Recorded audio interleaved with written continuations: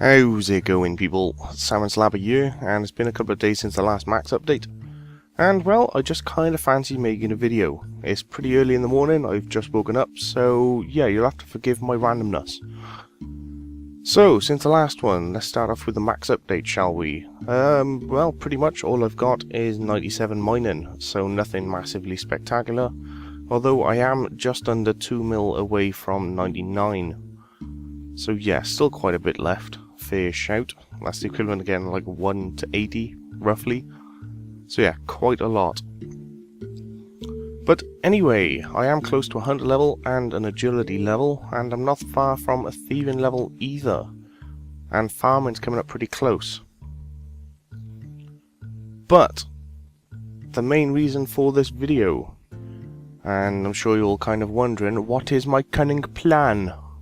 Well, my cunning plan I kind of come across last night as I was randomly talking about how much it would actually cost me to finally level up construction and farming. And I'm sure I'm not the only one who's kind of worried about how the hell they're going to manage to make the money to actually level up farming and construction, as those two are pretty massively expensive. Well, from my current level, which is 89 construction, I need 130,000 oak planks. Yeah, not a small amount. Well, obviously the cheapest possible method is to cut down all the oaks myself, which that in itself would take an incredibly long time, and then I'd have to turn them into planks myself, which would take an equally massively disgusting amount of time. But it would only end up costing me about 30 mil, give or take. So yeah, fairly cheap, gotta be honest. But the other method is to straight up buy the oak planks, and that would end up costing me around 60 mil. So the question is, within the time of me cutting oak planks, oak logs and turning them into planks, would I be able to make 30 mil extra? Well, short answer, yes.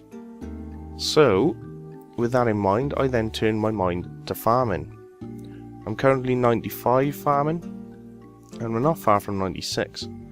But the cost of it, if I was to do magic trees to get myself to 99, and magic trees alone, it would end up costing me at least 75 mil just on the seeds. And that's not putting in the coconut cost either, as it's 25 coconuts per, and at the moment coconuts are 2.5k a pop. So I thought of a couple of methods around this.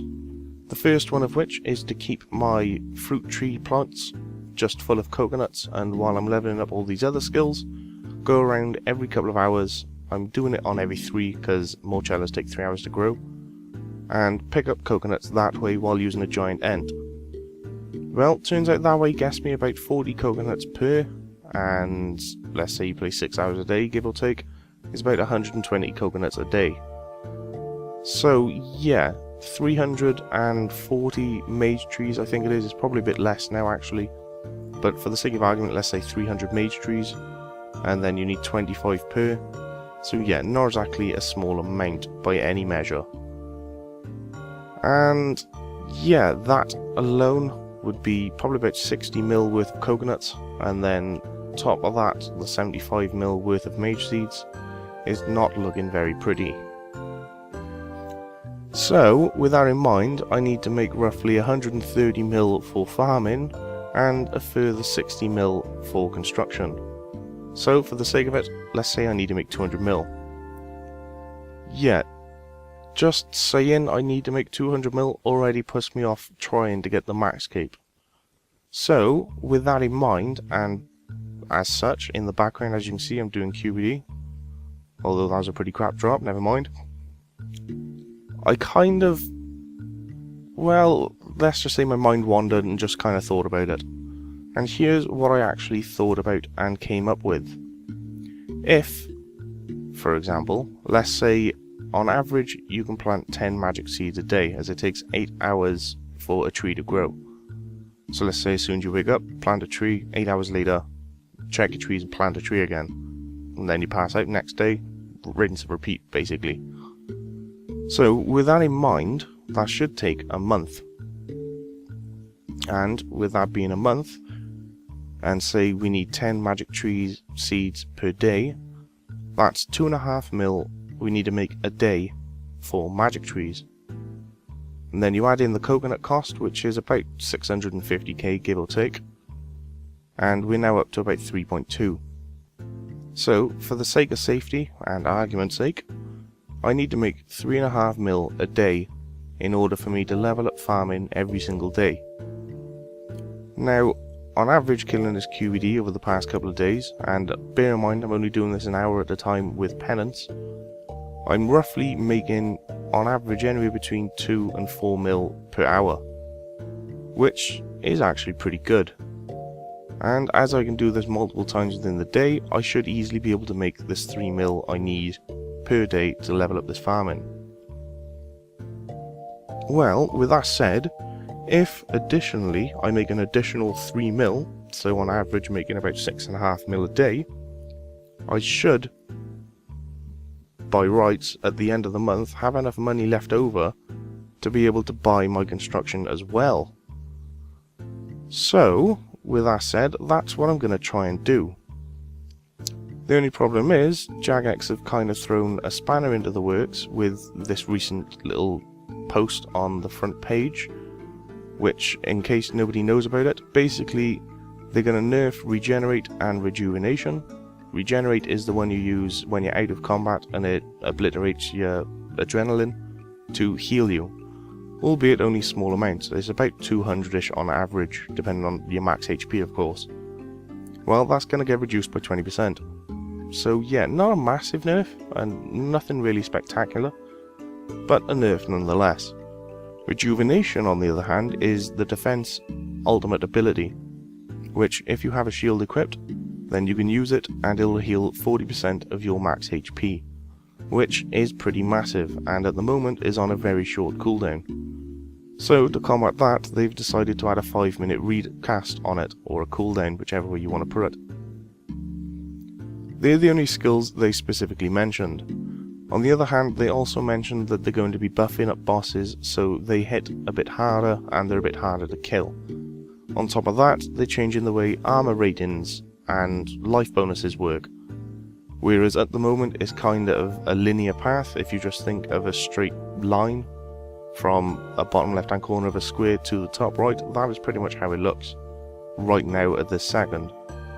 Well, the plan is to change that, and instead of it being just a straight line and a linear upgrade, it's going to be more dramatic towards the high end gear compared to the low end. So similar to now, there'll be almost no difference between, let's say, bronze and steel, and there'll similarly be very little difference between steel and addy. Well, in this little update, they're going to be increasing the difference. So at the moment, let's say the difference between rune and, I don't know, barrows is about 200-300 armor, give or take. This is just off the top of my head, so don't take it literal. Well, after the update, it's going to skew up a bit more, so instead of just being 300, it might be 500. And then from barrows to next gear, for example, at the moment it's negligible at best, it's about 200 armor, give or take. Then, after this update, the difference instead of being 200 will bump up to something like 500, 600, 700. That's the idea behind this update. Well, the problem is, they don't mention specifically which bosses are going to be buffed. I'm assuming that the God Wars bosses will probably be the ones to be buffed, as at the moment they're kind of very easy to kill. And yeah, people can get disgustingly massive amount of kill count there. Even more so than before, because of Rejuvenate, which pretty much just means you're immortal. Well, if that's the case, then it won't be a problem. But if on the other hand they decide to buff the QED, and if they buff it an extreme amount, this could become very, very annoying to do. At the moment, I've had some inventories where I've managed to kill it and I've only eaten, say, 6 shark. But then I've had others where it's completely annihilated my entire inventory and I've actually run out of shark by the time I actually push the final button. So I don't know how they're going to skew the QED stats. Hopefully not too dramatically, and if that's the case and it stays similar to how it is now, I can keep on doing this and should hopefully be able to buy my construction and farming. So, that is my cunning plan. Hopefully, as long as QBD doesn't get screwed, I should be able to get my farm in within a month. I've actually started to buy the magic seeds now. I just bought enough seeds to get me to, I think it's 96 farming. It's either 96 or 97 farming, I can't remember which. I might be 94 at the moment. But yeah, I've got all the seeds for that, and hopefully I can carry on making this couple of mil a day. If not, then I'll have to reduce it down to just making the 3.5 mil and entirely focus on farming, as I should be able to make 3.5 mil fairly easily no matter where I go, at least within the day. The only problem is depending on where it is and how easy it is to actually gain, as at the moment I can take an hour down QBD and get most, if not all, of my required cash, and then I can go back to mining or leveling whatever the skill I want. So, yeah, that's the game plan anyhow. So, this month, as you all know, it's still fairly early. We're hitting about the halfway point, well, near. And I should hopefully have 98 by Calphite King's update on mining, hopefully. I'll also have 90 dungeoneering by then quite easily. And as soon as KK comes out, I might actually pay him a little visit and show you all what he looks like, although I probably will die immediately, but should be a laugh anyway. That's pretty much it for my cunning plan and my max update. Basically, if I can hit 99 mining, I may just leave dungeoneering at 90 and then try to move on to agility and thieving and whatnot and try and get them to 90, just so I can hit that 90 milestone cape. Albeit I won't even use it, but it'd be nice to have them all at 90 anyway, as it means it's a little less work for me later on. And plus, it's always nice to see all your stats above 90. But yeah, that's pretty much it. Hopefully I can get through this and hopefully make the cash needed. So yeah, QBD is actually pretty cool. I highly recommend giving him a go, at least before the update. Might do a little Zami trip soon, see what that's like again. And yeah, maybe QBD guide this weekend, we'll see what happens. It's fairly straightforward, to be honest. You can simply watch this video and you'll probably be able to work it out yourself, but if those of you were curious and actually want the guide, then yeah, see what I can do. So, that is it, people. That is my max update guide, and that's pretty much it. For those of you curious, the music in the background is actually from Final Fantasy XI, and it's a Soja OST, or track. So if you're interested, you can go check that out. I decided to put something in the background just for something for you to listen to. Ain't I nice? But yeah, pretty much it. Any guide requirements you're after, leave us a comment or join the friends chat in RS and just tell me, either way. Friday is the quest guide, and the quest guide will be King of the Dwarfs. Surprise, surprise. So yeah, I'll get that done and that'll be out Friday for you. And then, if you're lucky, on the weekend, a nice little QBD guide. And then on the 14th, which I think is the Monday, maybe we'll have the Calphite King video. Maybe. We'll see what happens. Should be a laugh. So, until next time, people, I will catch you all later. Have a good day. So, with that said, I will leave you with the rest of this little QED footage I got. It's a couple more minutes worth, and I hope you all enjoy. Later!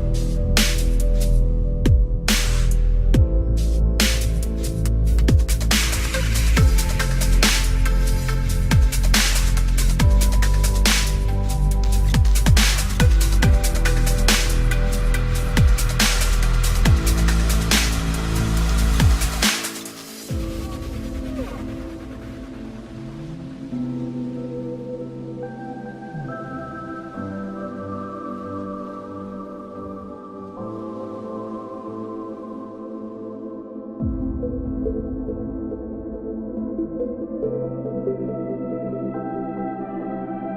man dies. Not every man really lives.